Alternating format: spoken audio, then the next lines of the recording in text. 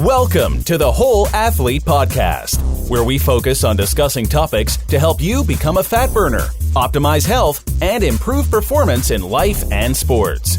Transform the whole you from the inside out with the holistic method. Let's dive in. Here's your host, Debbie Potts. All right, everybody. I've got an exciting podcast for you today with Dr. Ken Berry to talk all about ketogenic diet and carnivore and just really being healthy from the inside out. So thank you, Dr. Berry, for coming on my show today. It's a pleasure to be with you. I'm excited to do this podcast. Well, I met you on the low-carb keto cruise that Jimmy Moore put on this year and saw you at KetoCon, and you're just such an inspiration to the world. You just have so much going on that you're really making a difference and creating impact. So I'm excited to help pass on your message and share your passion and purpose with our listeners in the endurance world. Well, I definitely do have a passion for this, and I don't think any of us could do what we do if we did not have a passion for it. So yeah, I'm 100% right there with you, and it was a pleasure meeting you on the cruise and then seeing you at KetoCon, and hopefully we'll see you again soon. Yeah. Well, now I know you're outside of Nashville area. It's another reason to come visit Nashville because it's so fun coming over there. So I know you are a doctor and you are a big proponent of the keto carnivore. If we can just dive into what led you from being a medical doctor to doing what you're doing today and sharing your purpose. Well, yeah, I'm a family physician. I've been practicing for almost 20 years now. And for the first few years of my medical practice, I practiced a very traditional allopathic medicine. I gave you a pill for your ill. And after a few years of that, not only was I getting obese and metabolically ill, but I wasn't having any fun in my practice at all because no one was getting better. I kind of went into medicine to heal people, to save people, to cure people. And really none of that was happening. When I would work a shift in the emergency department, I would have opportunity to save people and to literally, impact people's lives for the rest of their life. But in the clinic, just the day-to-day grind, seeing 20, 30, 40, 50 people a day in the clinic, everybody got fatter, sicker, more miserable, and their handful of medicines that I gave them kept getting bigger and bigger.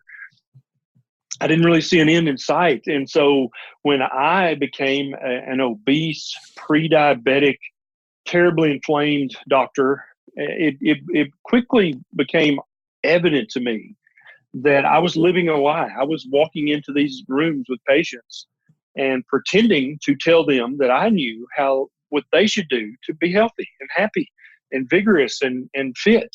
But obviously, I didn't know what I was talking about. And so I started searching for ways to, first of all, make myself healthy and happy again. And to reverse my prediabetes and to get rid of my eczema and my rosacea and my chronic severe heartburn. And so I came upon paleo, ancestral, primal, and then low carb, and then keto. And here lately I've been experimenting with the carnivore diet. And during that process, I've gotten healthier and felt better. I've completely reversed my prediabetes. All of my kind of chronic, naggy daily symptoms of aches, pains, rashes, heartburn, all that stuff is gone now. And so it also made medical practice fun again because I got to tell people, well, you can keep taking that handful of pills, or you can actually change your diet and you can probably get off the majority of those pills and then actually feel better than you felt in a decade. So I went from being a sick, obese, miserable, unhappy doctor to being the guy that you met on the cruise. And I thoroughly enjoy what I do, and I have a passion for reversing the type 2 diabetes epidemic in the modern world and the obesity epidemic, especially in children, the fatty liver epidemic that should not even exist, the gestational diabetes that shouldn't even exist in pregnant women. All those things are very high on my list and on my radar. And it's my full intention to not stop and to not rest until I've reversed all those trends. And I think you have great information in a book we'll talk about later. But listening to you speak, even at your book signing in Austin, Texas, that, medications, we want to get off those medications, and what we're teaching people our old ways just don't work. And I just love to hear stories from medical doctors as yourself that realize what I'm doing isn't helping. People are still sick. And that's same with me as a personal trainer for 25 years. I got into this from my own experience as well to make myself healthy. But, I haven't been helping people really optimize their health with just exercise alone. So it is what I call the holistic method, that we have to train all these different areas, including what you said, to be healthy and happy. And happy is a big part of really being healthy, is happiness. And for you, what do you find that, your biggest transformation changes you've done for clients with nutrition? Is it just getting them off sugar? Kind of, how do we get started on changing our ways to become fat burner, fat adapted, and kind of transition from that carb dependency? I think the first two things that need to happen are two paradigm shifts. And the first one is that the big food corporations have no interest in your health. They do not care. They would actually prefer it if you were obese and sedentary, because then you would sit around and you would eat more of their food products. Mm-hmm. And secondly, that big pharma, they have no interest in curing whatever your disease happens to be. And this is not conjecture on my part. There are actually documents that have leaked out. We actually came up with a cure for hepatitis C, and it's a series of treatments that can actually cure hepatitis C now.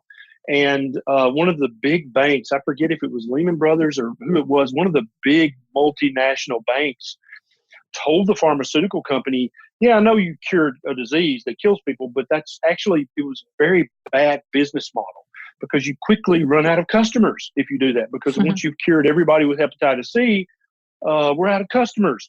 And so try not to do that again. We'd much prefer that you do the daily or weekly or monthly treatment for the rest of someone's life. We don't want you really curing diseases.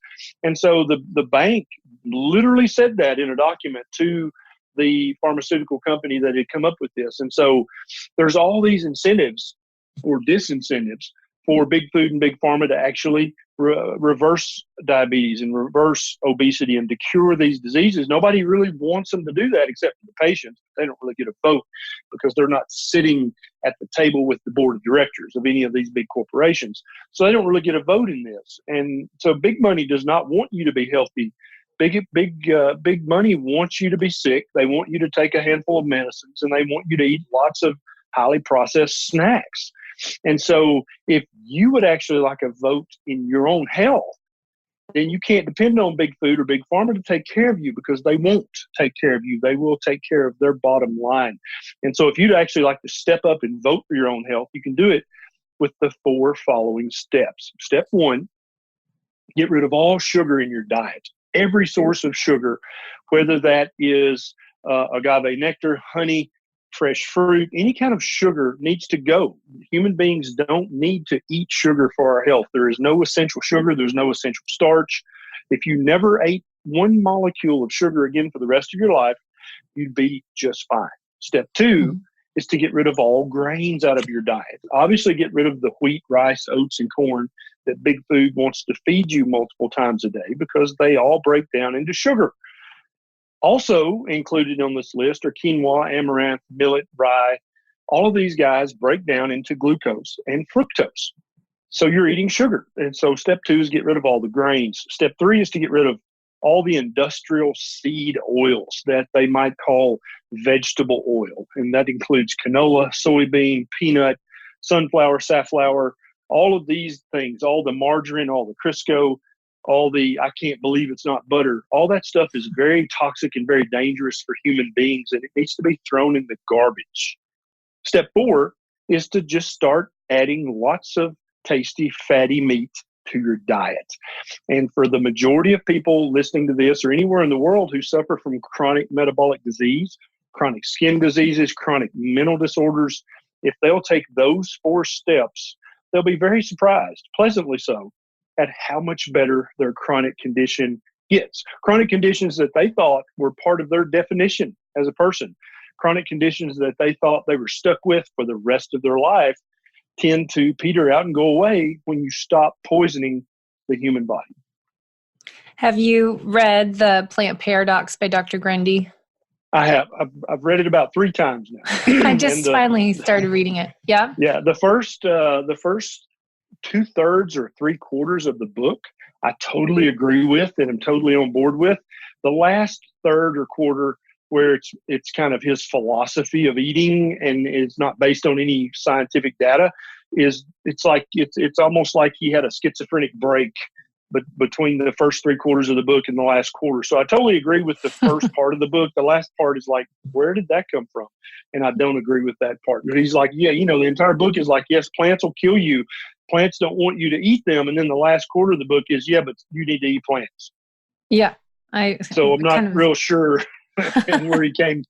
And he was recently on a podcast interview with Dr. Paul Saladino. And it was very enlightening because he wound up nodding in agreement with Dr. Saladino, who's a strict carnivore, on many, many topics. And actually, they agreed on more than they disagreed on. But poor Gundry was trained at Loma Linda, and I think there may be some religious and perhaps social and family pressure on his part to promote a plant-based diet, even though he knows full well plants don't want to be eaten, and they're very passively, aggressively poisoning you if you eat too many plants, and especially the wrong kind of plants.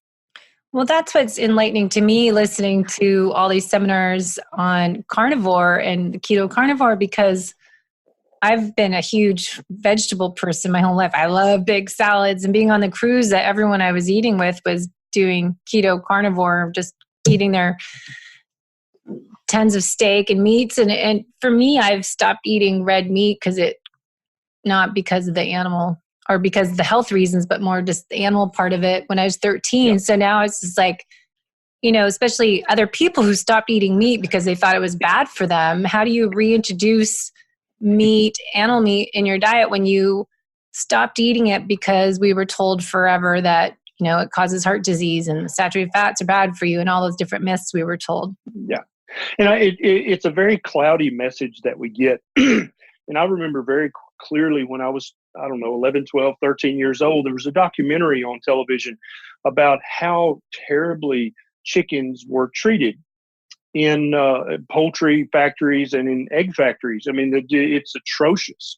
And for years after that, I would not eat an egg and almost wouldn't eat chicken just because of that documentary. And that's true. The chickens were and probably still are severely mistreated in these confined factories. But that doesn't mean that eggs are bad for me. And so it becomes very cloudy because, if you're a good person, you don't want any person or any animal to be mistreated.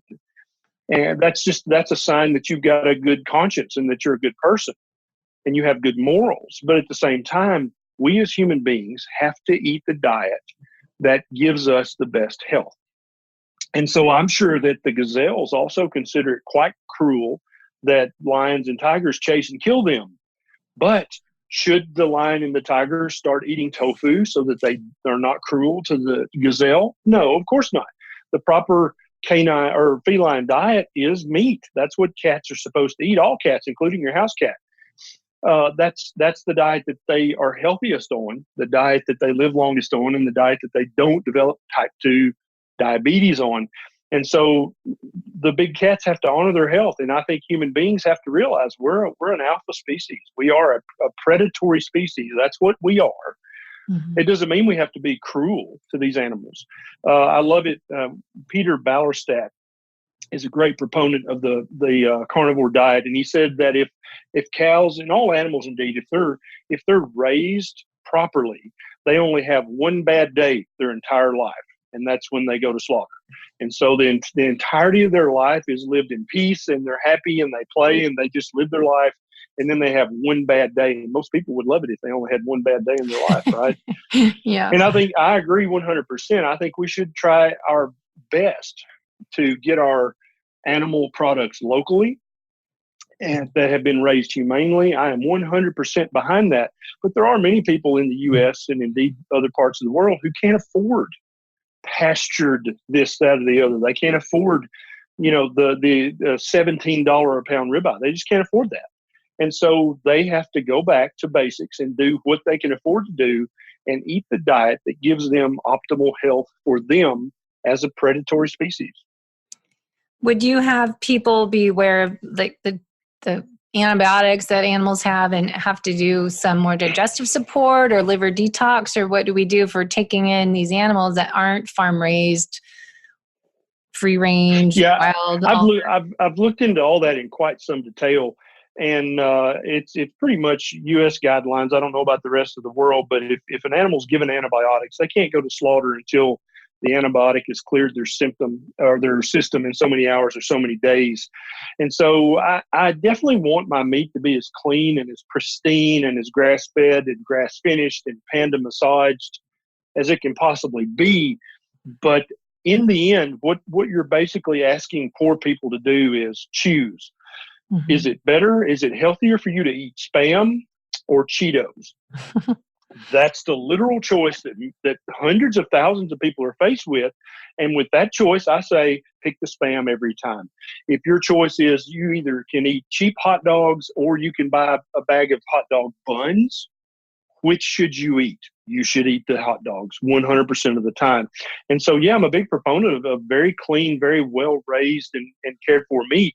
But at the same time, what's healthier? Is it the processed cheap meat or is it Doritos? Every time it's going to be the processed cheap meat. Yeah. And I don't know who it was, you or someone else talking about, going fast food, or Sean Wells maybe was talking about that, how to order at fast food restaurants if you're doing carnivore and getting the patties instead of having the buns and just ask for the burgers. Exactly right. And I do that very often. When I'm seeing patients, I'll run to Wendy's or Burger King or Five Guys or some place where I know they have 100% real beef in their burgers, and I'll just get a stack of hamburger patties, and I'll have a little mustard for taste and some salt, and that'll be my lunch if I eat lunch. Very often I don't. I'm fasting, but I think that 1,000% healthier than just eating the burger like it comes, and definitely healthier than eating the fries and drinking the large Coke and getting the dessert. Those things will kill you. There's nothing that bad in that cheap fast food meat. That's 1,000% better for you than getting the sides and the condiments and the bun.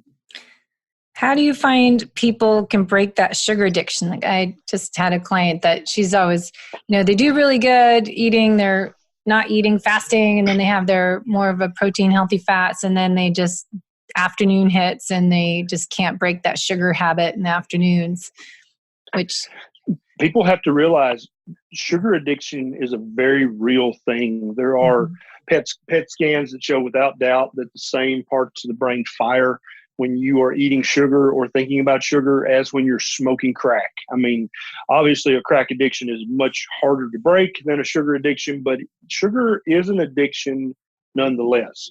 And once you've got that under your belt and you understand that, then you can buckle down and say, okay, I'm either going to wean down and stop or I'm going to quit cold turkey. And most people, after a few months of a ketogenic way of eating, they lose the sugar cravings or they become very manageable.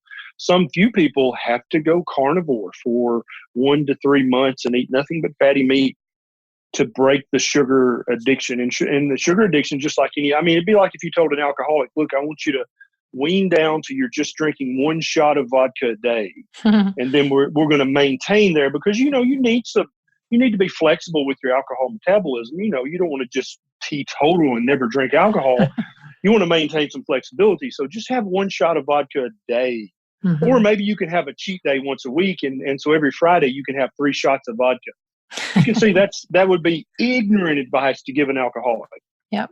And so if someone is a sugar addict, that's exactly as ignorant to give them that advice, to tell them to have a carb up day, or to tell them, just try to wean it down and just eat a little sugar. It's not going to happen. The addiction is going to make them eat more and more and more.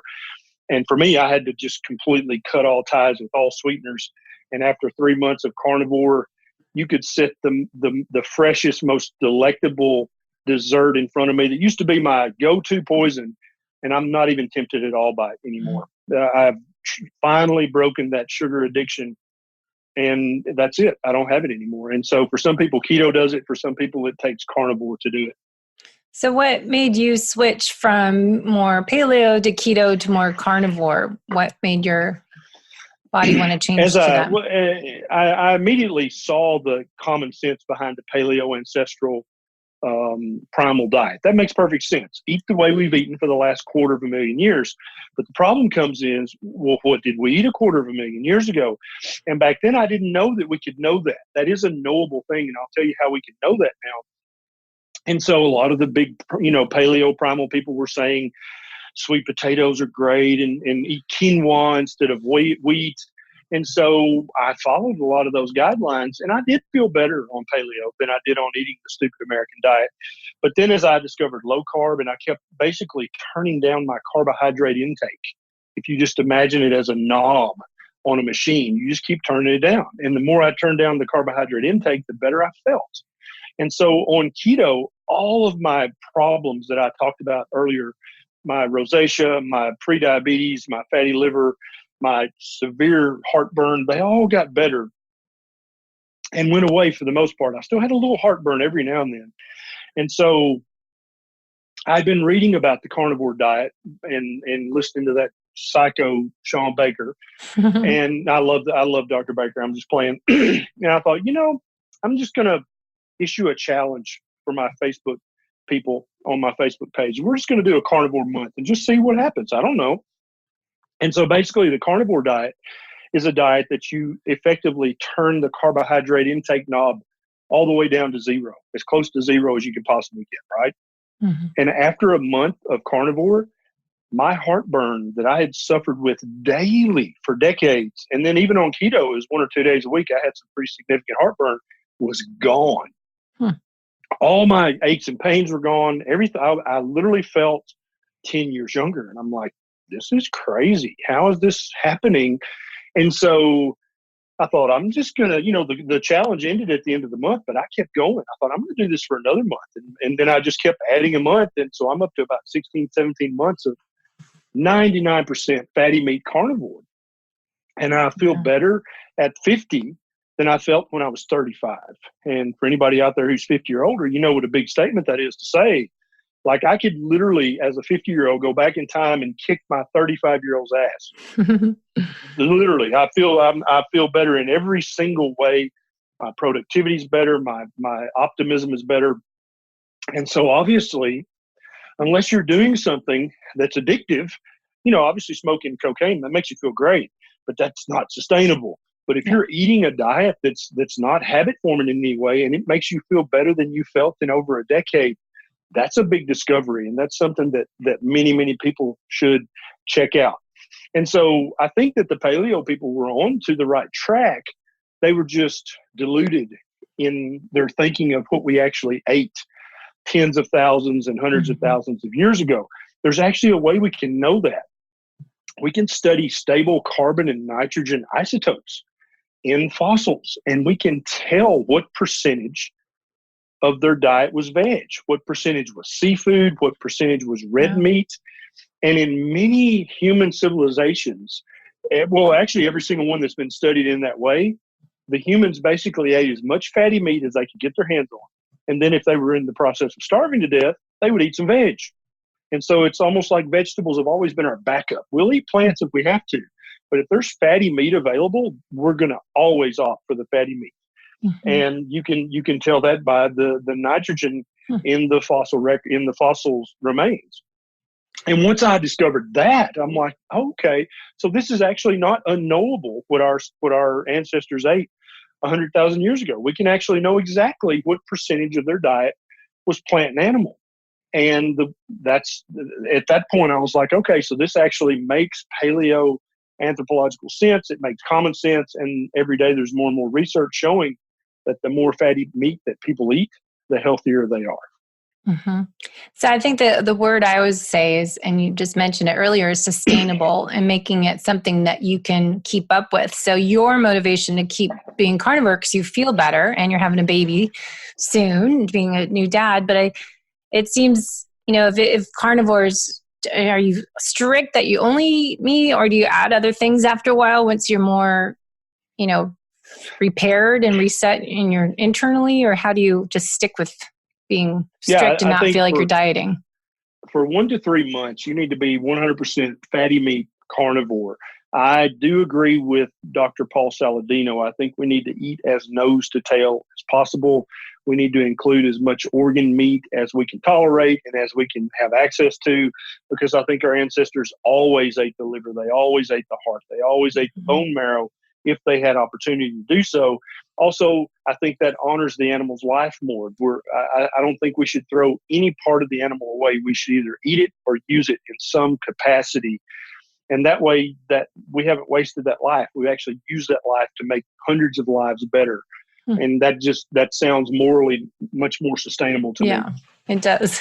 But after 3 months of carnivore, which I consider to be a subset of the ketogenic way of eating, and I also consider it to be the ultimate elimination diet, then you can start adding back in some veg. If you're like, man, I really miss Brussels sprouts, then you can try a serving of Brussels sprouts, and you'll immediately be able to hear your body's feedback as to whether you should eat that or not. So if you bloat and your stomach hurts and you don't feel good and you get mentally foggy, that's your body saying, nope, that you probably should only eat that for your birthday. You probably should not eat Brussels sprouts every day.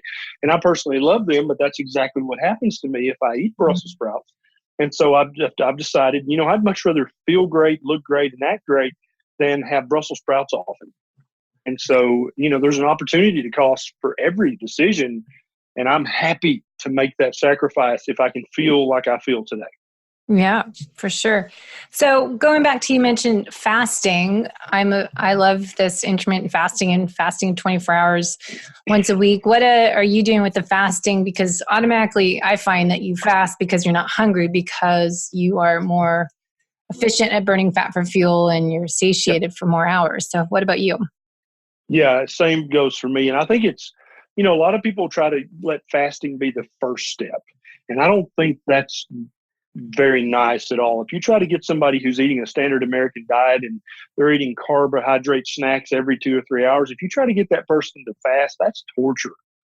And so I think it's much wiser to get them on to a good ketogenic or carnivore diet for a few months. And then they'll find exactly what you just said. They just naturally fast. Because when you eat a fatty meat heavy meal, you're not hungry for hours and hours after that. You feel great. You're satiated. You're full. You actually have energy to go play instead of sitting around thinking about what you're going to snack on next. Mm-hmm. And for me personally, that's turned into about a 20-hour fast every day. I have a 2 to 4 hour eating window every day. And during that time, I'll eat as much fatty meat as I can hold.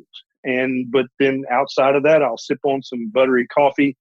And I'm not hungry at all. My energy's great and I feel great.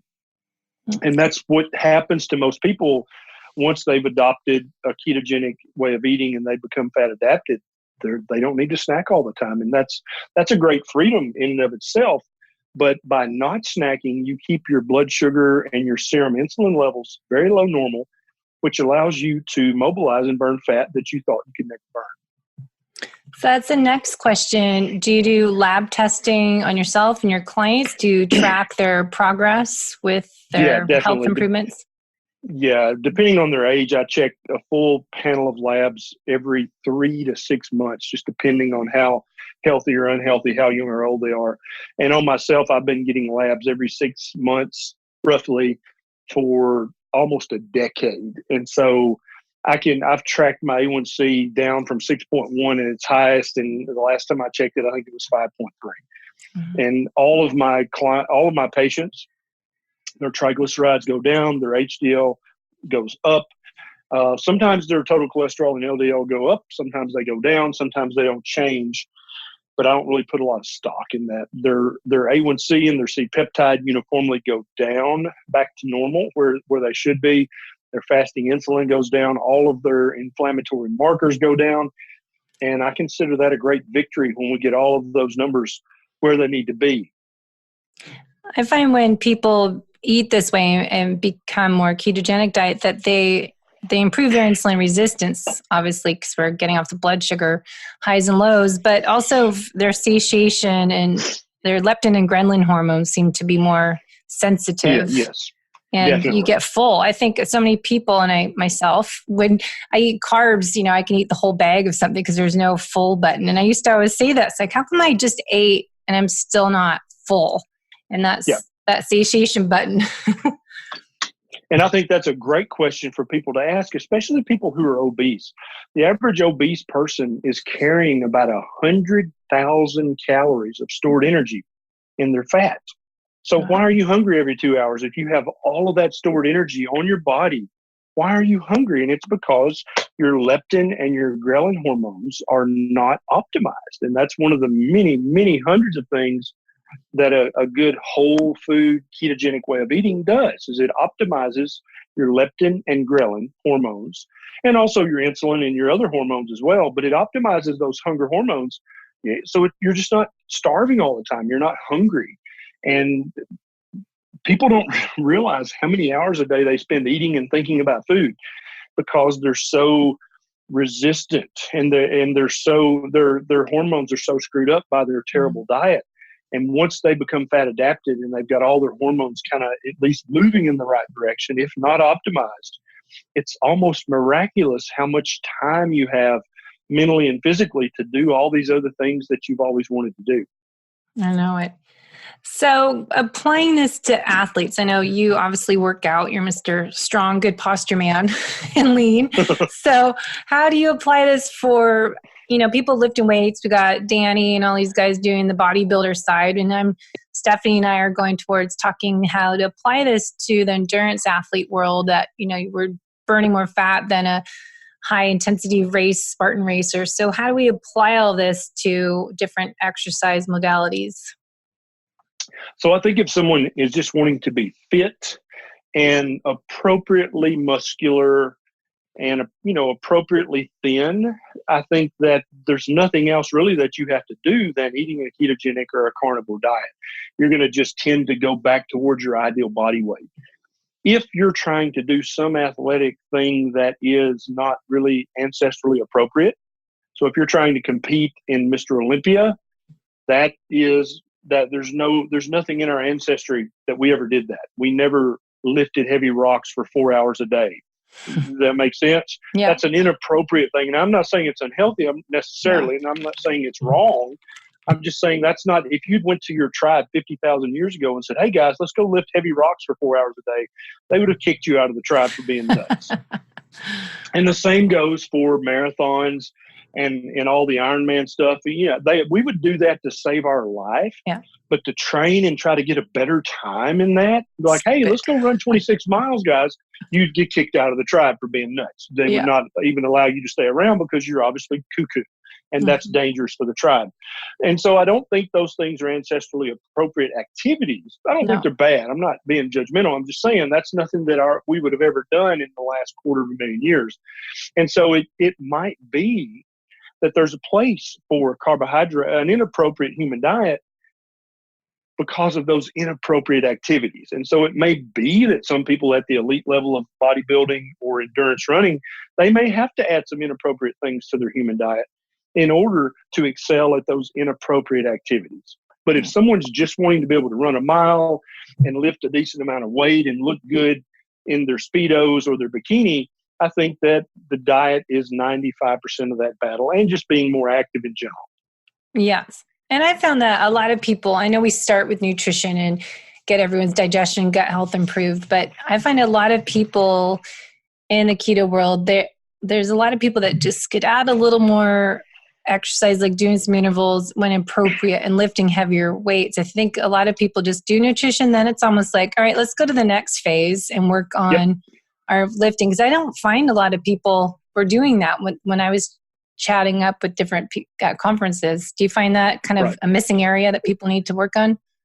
Well, I think if that's something that interests them, then I think they need to work on it. But first and foremost, if we go back to someone who's very metabolically ill, they're eating the standard Western diet and they feel like crap, telling that person to go join the gym is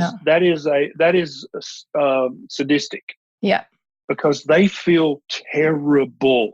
Just getting up off the bed and going to the restroom exhausts them and makes their joints ache. Telling that person to go join the gym it's just ignorant advice. It doesn't help them at all, and you haven't made the world a better place. Only after they've removed the slow poisons out of their diet, their body's had a chance to heal. They've lost the inflammation. They've lost the obesity. Then all of a sudden, those people will just come up one day and say, I feel like going for a walk, or I feel like playing some basketball with the kids, or I feel like joining the gym. That's appropriate. That means it's time for them to get active. Now, should they start running ultra marathons? I don't think so. No. But should they start going for walks and lifting some weights and playing basketball or soccer in the yard with the kids? Hell yes, they should definitely do that. Being active and being and moving is very, very healthy for our bodies and our brains in hundreds of ways. But it's not the answer to inflammation and obesity. No. You've got to fix those things with your diet. Then you get to actually optimize your body and say, hey, I want to have some biceps. Hey, I want to be able to run the 100-meter dash very fast. Then you can actually start, and then it becomes play. You're actually going outside and playing because you feel like it again, back like when you were a kid. That's when it's time to get out and start exercising. Now, I want everybody to walk a mile a day, but it's hard to even suggest exercise to somebody who's very metabolically ill. Well, I totally agree. That's what I meant. Like when they're finally, reached a healthier status and they've eliminated their medications and they're feeling better and moving better, then it's like almost, okay, now we've got this down. We fixed all your health issues. Let's work on moving more, getting more mobility, and start, maybe lifting some heavy things, but definitely not, endurance stuff, I think, is not ideal for people at all. It's not natural. And I agree with that, as I am a good testimonial to that. But I think, working on what I call the holistic method, that we have nutrition and working on that, but let's work on the stress, because as I talked on the cruise, is the chronic stress impacts your ability to get healthy and to burn fat. And I think that's a big area. I see a lot of people are just stressed out all the time, and they're not sleeping, and they're staying up too late on their computers, and that whole side of it, I think, is just a big area of opportunity as well for people really trying to get healthy and optimize their health from a cellular level. Working from the inside out is working on those just different lifestyle factors. It's not just what we're eating, but then let's start working on, how's your stress level? How's your time in the day that you're doing something makes you laugh and be silly and, be happy. And I think that's another part of it, I think, is something I'd like to talk more about, because I find so many people are missing the stress boat. Yeah, and so many of us are under, tons of stress. But I think everything goes back to the foundation of human health. You got to fix the diet first. Yes. Because so many people's stress it's from the diet. that they feel is from the diet, right? Their anxiety, their depression, their inattention, their poor memory, all that stuff, which makes stress worse, because, at work, if you can't remember what your task is, that's going to increase your stress, because your boss is going to be yelling at you. If you're in a marriage and you can't even be a normal marriage partner because you don't feel sexy and you don't have any energy and you have no libido, then obviously your stress level is going to be worse. But I don't know of, I've actually tried to tell people who have lots of stress, hey, you should just stress less. Yeah, that doesn't seem to work that well. It does not work. Yeah, that doesn't really work. When you tell somebody with severe anxiety, just don't worry about it, that doesn't seem to work at all. They're going to hit you. I do, right. But when I do find is that when they correct and basically take the slow poisons out of their diet, that poison not only is poisoning their body, but it's also poisoning their mind and their brain. And when your anxiety levels go down and you sleep better naturally because your brain's not inflamed from the food you're eating, you actually have some libido, so you can have, you can sleep well in the bedroom and do other things well in the bedroom. Mm-hmm. All those things make your stress level go down magically. But now, obviously, some people have stress at work or stress in a relationship, and definitely those things need to be worked on. But I still feel like very strongly that the food you eat and the poisons you avoid are the foundation, the very bedrock that you're going to stand on in order to reduce your stress level. Well, I totally agree. And that's what we've talked a lot about, digestion and gut health, and how it starts with what we eat and how we eat it. And, chewing our food thoroughly and breaking down those proteins to amino acids and making those right neurotransmitters. And, the gut health is so, the serotonin made in our gut, and just so interesting. So it makes more sense to me learning more about carnivore. It's like, all right, all that's coming from, all that we need is a lot of it's coming from more of a carnivore keto type of diet to feel good. So absolutely. We're running out of time already. I thought we'd have all this extra time, but your book, I want to share that, and people can learn more on your YouTube channel. And if they want more research, I know you talk about a lot of the science behind it, because I'm sure you get people asking questions, give me the science behind it, because people want to have proof. Share kind of where people can find more and learn more of what you're talking about. So I have a book called Lies My Doctor Told Me, and it's about all of that stuff that I did wrong my first few years in my medical practice, and how I do it differently now, the nutrition advice that I've changed over the years. And that's available on Amazon and Barnes & Noble. Everywhere books are sold, you can get a copy of that. They're working on the Audible version of that, and it should be out in August. So if you like to listen to books like me and you don't have time to read anymore, then the Audible should be out sometime in August of 2019. I do a lot of work on my YouTube channel. If you just search Dr. Berry, I think you'll find me. And then I have a big Facebook page where I do a lot of work. And my wife, Nisha, and we actually do a Facebook Live every Monday night at 7 p.m. Central Standard. So people can ask us questions and we can tell them what we're up to, and help people with their health, with their nutrition, with their diet, with their lifestyle, with all that stuff.